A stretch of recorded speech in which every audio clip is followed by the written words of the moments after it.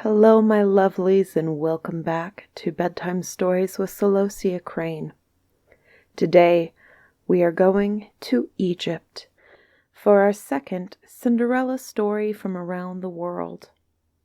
Today, we are going to be reading Rhodopis and her Gilded Sandals. Hear, O youth! Rhodopis, the rosy-cheeked, came down through the palm groves to bathe in the river Nile. Beautiful was Rhodopis, lovely as the day dawn, rosy as clouds of the morning. Her mouth was pure of evil speaking, her hands were pure of evil doing, her eyes were clearer than the stars. On the brink of the river, Rhodopis left her garments and a pair of small gilded sandals. Then she flung herself lightly on the sacred waves of the Nile. But as she disported herself, lo, there came flying toward her a wide-winged royal eagle. Hovering above the waters, he spied a sudden glistening amid the papyrus reeds. Down to the earth he swooped. He seized one gilded sandal, one beautiful jeweled sandal, and soared again to the heavens. Rhodopis cried aloud. She stretched forth her arms entreating. But already the eagle was lost to sight in the bright beams of Ra, the sun.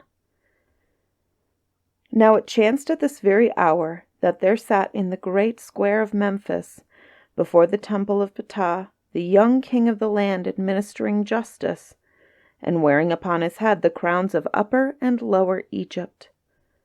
Before him one came dragging a husbandman, bound in chains. "This fellow refuseth his tax," the tax collector cried. "He refuseth the 10th of his harvest to thy granaries and to thee." The husbandman fell on his face prostrate before the king. "Hail unto thee," he cried, "great Lord of truth and justice. Worms destroyed half of my wheat. Rats laid waste to my fields. Little birds came and pilfered, hippopotami ate the rest. And when I had not wherewith to pay thy tax collector, the keepers of the door of thy granary came and beat me with cudgels. They bound me hand and foot. My wife they cast into chains. My children they left to hunger. Justice, O great king, justice!" Then rose up the young king, furious like a panther, glowing as the sun god. And he cried to the tax collector, "My majesty causes no child of tender age to mourn. My majesty spoils no woman. Thou shalt serve me no more. Begone." And he bade those who held the husbandman to loose him, and let him go with a small gift to his wife and children. But he sighed within his breast, and unto his own heart he whispered, "The man is poor, yet doth he in his poverty have that which my majesty lacks, even a wife and children to bring me delight of love." For Pharaoh had found no woman yet worthy to share his throne, worthy to wear on her brow the royal asp of Egypt. But even as he sighed, there suddenly soared above the square, sweeping in mighty circles, a wide-winged royal eagle. The eagle hung for a moment poised on the air above. Then lo, from his beak there fell directly into the young king's lap a tiny gilded sandal, a maiden's small jeweled sandal. His majesty was astounded. He held the trinket forth in the palm of his powerful hand. "In the name of Isis," he cried, "what maid could wear such footwear, such small and dainty footwear?" And he saw in the sandal the marks of the little foot. There rose in his mind a vision of what she must be like, who had once worn that sandal. A tiny, well-made, lovely maid, a lithe and graceful and willowy maid, a little one like a swift coursing doe that bounded over the desert. "Today my majesty heareth no more complaints," he cried. Back to the great house, the Pero, he went, borne in the royal litter. And he called to his servants and said, "Haste, and bring me the chief of the royal scribes." And straightway they brought the scribe. The king said unto the scribe, "Thou shalt write me a proclamation." And the chief of the scribes obeyed, and these were the words of the king. "Let every maid in Egypt try her foot to this sandal. For my majesty makes decree that she whose foot it fits shall be my majesty's queen." Then the scribe went forth to the city, and a servant bore the sandal on a splendid cushion before him. In squares and public places the scribe read the king's proclamation, and straightway the ladies came flocking before the throne of the king in the square of the temple of Ptah to try on the little sandal. They came in goodly array, high-born maidens and low-born maids, daughters of nobles and daughters of blacksmiths, daughters of glass-blowers, daughters of goldsmiths, daughters of armorers, daughters of potters, daughters of generals, daughters of princes, virgins from Upper Egypt, the land of the serpent goddess, and virgins from Lower Egypt, the realm of Nekhbet, the vulture. But never a one among them, never a single maid in all that vast array, could squeeze her foot into the sandal. The days passed, and days and days. The king was in despair.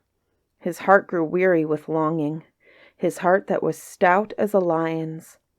Again and again he beheld the boat of the sun slowly rising, mounting the river of heaven, and creeping across the sky as with the pace of a snail. And yet the maiden came not, nowhere could she be found. He dreamt of her sleeping and walking, a tiny, well-made, lovely maid, a lithe and graceful and willowy maid, a little one like a swift coursing doe that bounded over the desert. Then came to the king's chief scribe even that very same husbandman to whom the king had of late forgiven the royal tax. And the husbandman said to the scribe, "Go to the great Sphinx by the pyramid in the desert. There cometh each day at daybreak to greet the rising sun a maid as lovely as day dawn, as rosy as clouds of the morning." The scribe bore the news to the king, and the heart of the king leapt within him. "My majesty goes tomorrow," he said, "to the great Sphinx of the desert." In the grayness of early morn the king and the scribe set forth, while the first faint beams of Ra crept over the green Nile valley to the sandy edge of the desert. So they drew near the Sphinx, where it rose in solemn grandeur out of the yellow sands. Slowly the red ball of Ra pushed up its topmost rim, and a voice broke out on the stillness, lovely and clear as a bird's song, greeting the rising sun. "Thy appearing is beautiful in the horizon of heaven. Thou fillest all lands with thy beauty. The birds fly in their haunts, their wings adoring thee." And Ra burst forth all at once, flooding the earth with glory, and touching with sudden light the figure of her who was singing. Rhodopis, lovely as daylight, rosy as clouds of the morning. The heart of the king leapt within him, and he took from the scribe the sandal, and crossing to the maiden's side, saying, "Little one, daughter of morning, pray try thy foot to the sandal." But the maiden bounded away, shy as a doe of the desert, startled as game in the marshes.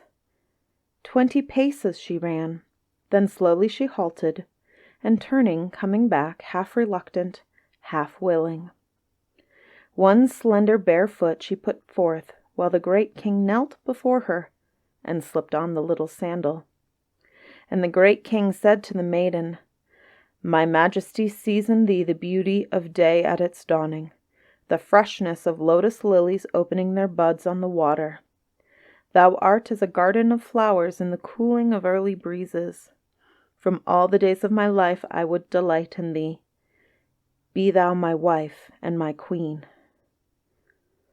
The maiden's eyes opened wide. She fluttered again as a game bird. Then sudden her heart was smitten for him who stood there before her, him who was radiant with courage, whose heart was stout as a lion's, who fed on truth and justice. Shyly she pulled from her girdle the mate to the little sandal and put it upon her foot. Then she placed her hand in the hand of the king, saying, "Thine will I be, great Lord, thou who shinest with strength, whose heart is stout like a lion's. The paths where we walk shall be beautiful because we walk together."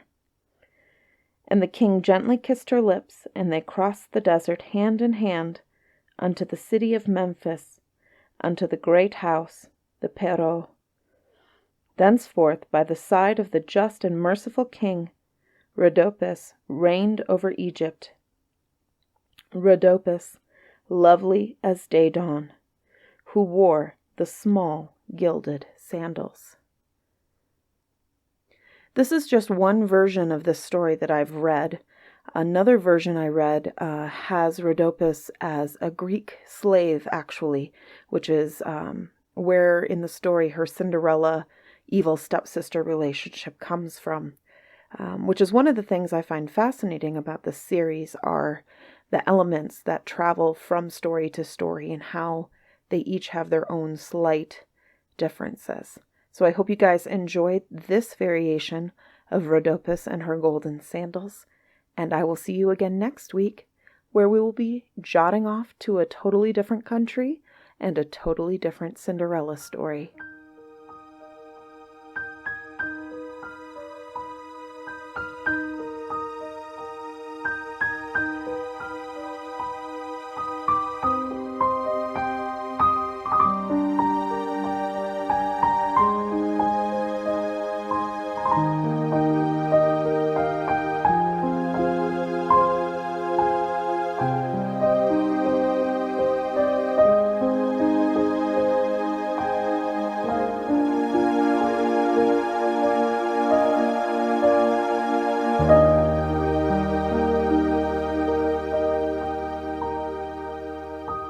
Bedtime Stories with Celosia Crane is produced solely through the support of my patrons on Patreon. To become a patron for as little as $1 a month, please visit www.patreon.com/Celosia Crane.